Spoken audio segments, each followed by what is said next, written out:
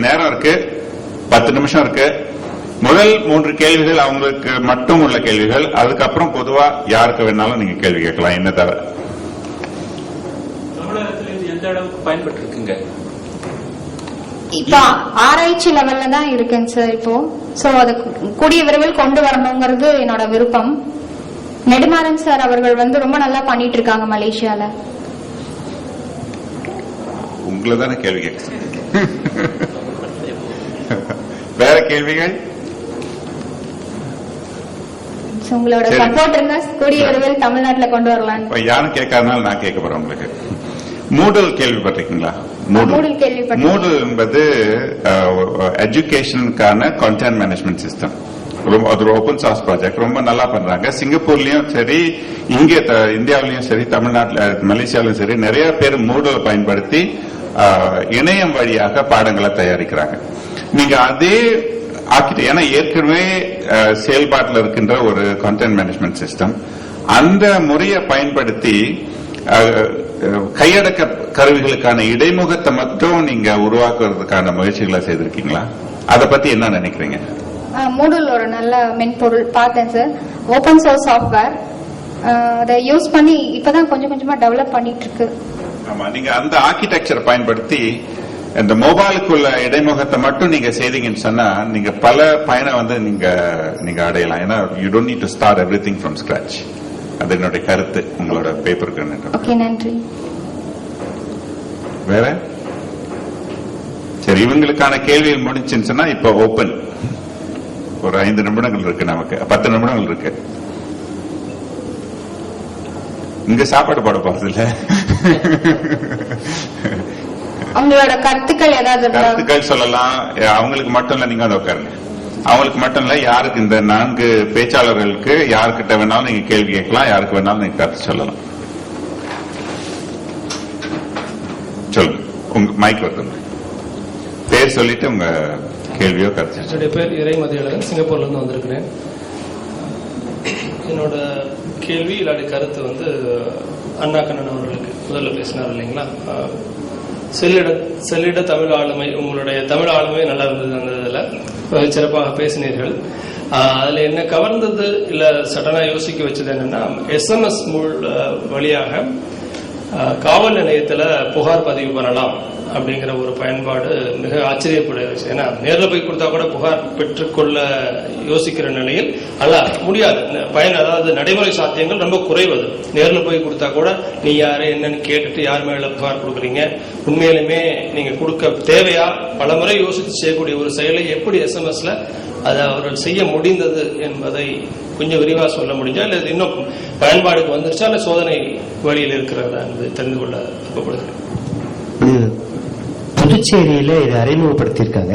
அமைச்சர் வல்சராஜ் என்பவர் இது 4 காவல் நிலைய சரகங்களுக்கு அறிமுகப்படுத்தியதாக தான் செய்தி வந்திருக்கு.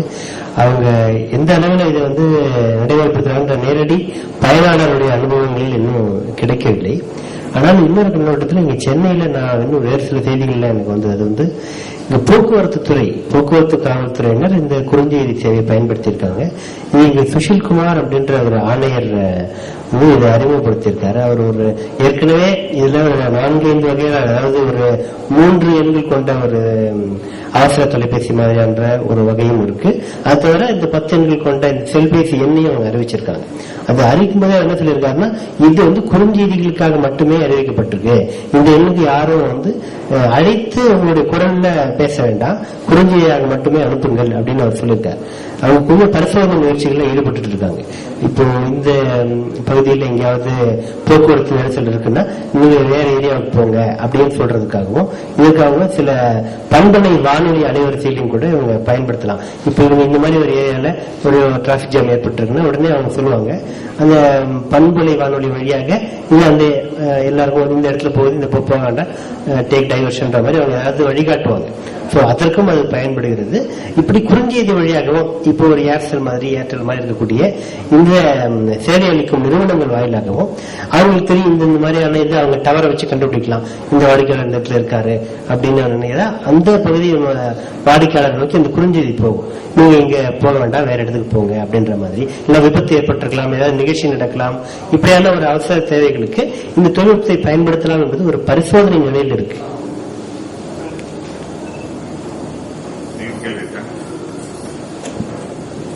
அவர் முடிச்சுட்டு அப்புறம் நீங்க ஓகே இவர் முடிச்சுட்டு அப்புறம். Thank you sir. என் பேர் குமாரகன், சென்னையில் இருந்திருக்கேன் sir. It's question to you sir. நான் கட்டுரை படிக்கலையே. இல்லை ஜெனரல் கொஸ்டின். மாடியூல்ஸ் அந்த கல்விமுறை சிஸ்டம் ஸ்கூல்ஸ் சொல்லியிருந்தீங்க. மாடியூல்ஸ்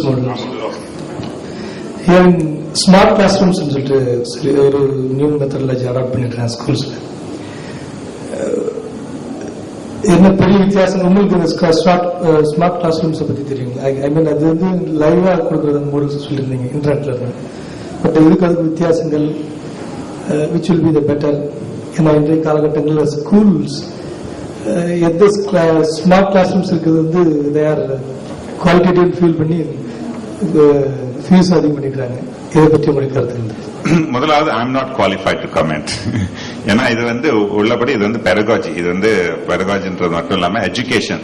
நீங்க வந்து மற்ற அரங்கங்கள் இருக்கு, அவங்க கிட்ட கேட்டீங்கன்னா they are much more qualified in this field to comment. நான் வந்து ஒரு தொழில்நுட்பவாதி, I am not an educationist. ஆனா ஒரு தொழில்நுட்பவாதின்ற முறையில் இட்ஸ் ஜஸ்ட் மை பெர்செப்ஷன். இது வந்து it is not a researched work. கையடக்க கருவிகள் வந்து இன்னும் வந்து இட்ஸ் ஹைலி பர்சனலைஸ்ட். அது வந்து தனிநபருடைய பயன்பாடு, தனிநபருடைய தரவுகளை கொண்டிருக்கின்ற ஒரு கருவி. My bookmarks, my address book, என்னுடைய SMS மெசேஜஸ், என்னுடைய மின்னஞ்சல்கள், என்னுடைய இணைய முகவரிகள் எல்லாமே என்னுடையதாக தான் இருக்கும். It's my personalised device. ஆனா இணையம் என்பது ஓப்பனா பலருக்கு பயன்படுத்துங்க. நான் உட்காந்து I cannot browse a personalise website. என்னோட தனிப்பட்ட விவரங்களை வந்து ஒரு கணினியில போடுவதை விட இதுல போடுவது தான் நான் ரொம்ப விரும்புவேன். அந்த வகையில எந்த கருவி ஒரு வகுப்பறைக்கு பொருத்தமா இருக்கும் அப்படின்னு கேட்டீங்கன்னா கணினி தான் பொருத்தமா இருக்கும்னு என்னுடைய கருத்து. But that education is may differ and they are much more qualified than I am on that field. Okay?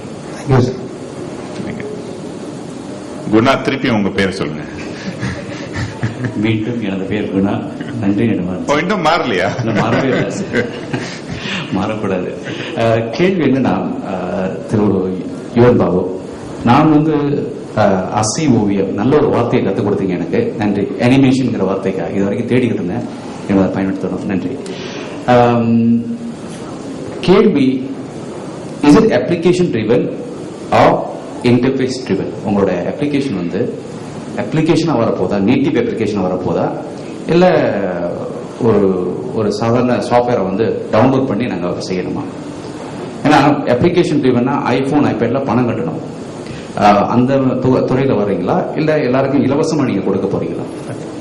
இது இப்போதைக்கு வந்து அப்ளிகேஷனா தான் வரப்போகுதுங்க. ஏன்னா இங்க இருக்கிற வாய்ப்புகள் எப்படி இருக்கு அப்படின்னா, நாங்க எது செஞ்சாலும் it should come through a service provider.